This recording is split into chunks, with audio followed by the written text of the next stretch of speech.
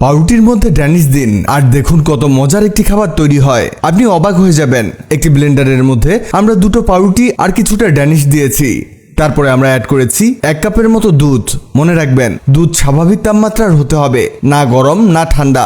এবার আমরা দিয়ে দিব ডিম। এখানে আমরা 3টি ডিম দিচ্ছি। আপনি চাইলে ডিমের পরিমাণ কমিয়েও আনতে পারেন, মানে এখানে 2টো ডিম দিলেও চলবে, তবে 3টি ডিম দিলে সবচেয়ে ভালো হয়। এবার ব্লেন্ডারে ঢাকনা লাগিয়ে দিতে হবে আর এটাকে ব্লেন্ড করতে হবে। ব্লেন্ডার অন থাকবে 2 মিনিট। এতে পাউরুটিগুলো একেবারে লিকুইড হয়ে যাবে। এটা সহজেই তৈরি করা যায় আর এটা খুবই সুস্বাদু। অবশ্যই আপনাদের এটা খুবই পছন্দ হবে। 2 মিনিট পরে ব্লেন্ডার অফ করে ঢাকনা খুলে দেখাচ্ছি, দেখুন। পরের স্টেপে একটি প্যানের মধ্যে 1 টেবিল চামচ চিনি নিতে হবে আর এই চিনির মধ্যে দিতে হবে 1 টেবিল চামচ পানি। এখানে এটাকে অনবরত নাড়তে থাকুন যতক্ষণ না এটা গলে শিরা হয়ে যায়। আর এই অবস্থাতে চুলার হিট মিডিয়াম রাখবেন। এটা শিরা হতে থাক, ততক্ষণে কমেন্টে জানিয়ে দিন আপনি কোথা থেকে ভিডিওটি দেখছেন, যাতে পরের ভিডিওতে আপনাকে ধন্যবাদ জানাতে পারি। আমাদের আগের ভিডিওতে কমেন্ট করেছেন হবিগঞ্জ থেকে নাজনীন, ত্রিপুরা ইন্ডিয়া থেকে জয় সেন, রাজশাহী থেকে হুমায়রা আহমেদ। আপনারা যারা কমেন্ট করেছেন আপনাদের ধন্যবাদ।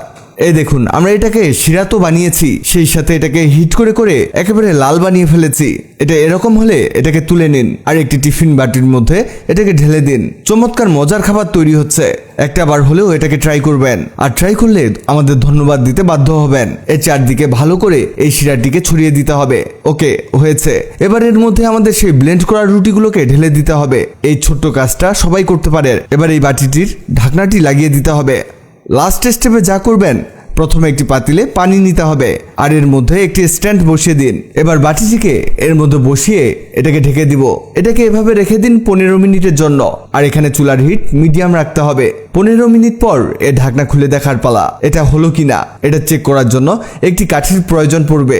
কাঠি দিয়ে এটাকে চেক করে দেখুন। এভাবে কাঠি প্রবেশ করিয়ে বের করে নিতে হবে। কাঠি যদি ভেজা থাকে তাহলে এটা হয়নি, আর যদি শুকনো থাকে তাহলে এটা হয়ে গেছে। আর কাঠি ভেজা থাকলে আরো কিছুক্ষণের জন্য এভাবে রেখে দিন। আমাদের এটা হয়ে গেছে। এবার বাটি থেকে নামানোর পালা। তবে একটা জিনিস মনে রাখবেন, এভাবে ডিরেক্ট এটা নামাতে যাবেন না, তা না হলে এটা ভেঙে যাবে। এর চারদিকে আলতো করে ছুরি চালাতে হবে, তা না হলে এটা শেপ নষ্ট হয়ে যাবে। এবার একটি প্লেটে নামিয়ে নিব। এই দেখুন কত চমৎকার পুডিং তৈরি হয়েছে। এই পুডিং খেলে অন্য যে কোনো পুডিং ভুলে যাবেন। এটা কেমন সফট হয়েছে দেখুন। এটা টেস্ট এতটাই মজার যে খাবে সেই এর প্রেমে পড়ে যাবে আর বলবে, কি দিয়ে বানিয়েছো এই পুডিং? আমার খাওয়া শ্রেষ্ঠ পুডিং এটা। আপনি অবশ্যই এটা ট্রাই করে দেখবেন। ভালো না লাগলে পয়সা ফেরত। ভিডিওটি দ্রুত খুঁজে পেতে টাইমলাইনে শেয়ার দিয়ে রাখুন। ভিডিওটি ভালো লাগলে লাভ ইউ একদিন, খারাপ লাগলে হাহারি একদিন। এমন সব তথ্যবহুল ভিডিও পেতে ন্যাচারাল বিউটি হ্যাক্সকে লাইক ও ফলো দিয়ে রাখুন।